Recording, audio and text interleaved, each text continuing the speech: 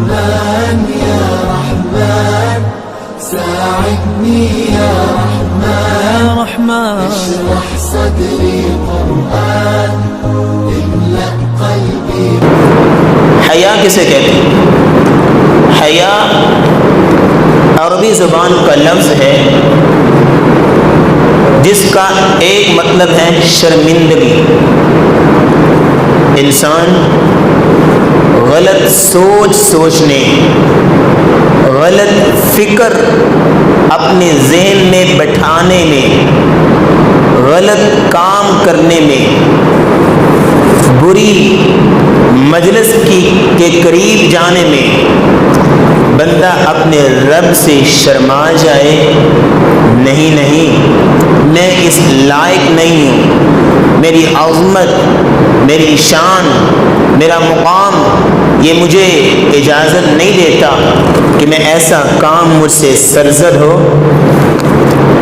حیا کا دوسرا مطلب حشمت، حا شین میم تا، حشمت. اس کا مطلب ہوتا ہے کہ انسان اپنے آپ کو خوبصورت مجلس کی طرف لے جائے، انسان اپنے آپ کو اتنا اپر لیول تک لے جائے کہ اس سے غلط اور سلینگ قسم کے کلمات کبھی اس سے سرزد ہی نہ ہو.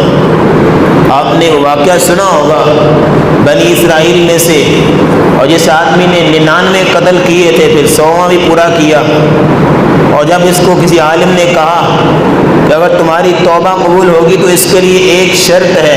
کون سی؟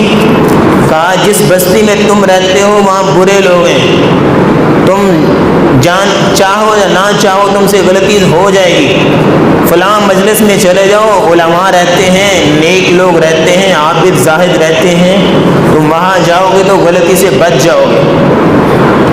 حشمت کا مطلب انسان اپنے آپ کو بری مجلس سے دور رکھے، یہی حیا ہے. اور حیا کی تعریف کرتے ہوئے علماء نے تیسرا مطلب بیان کیا. تیسرا مطلب یہ ہے روکنا، باز رکھنا. اور حیا کا چوتھا مطلب تر و تازگی، زندگی. کیا مطلب؟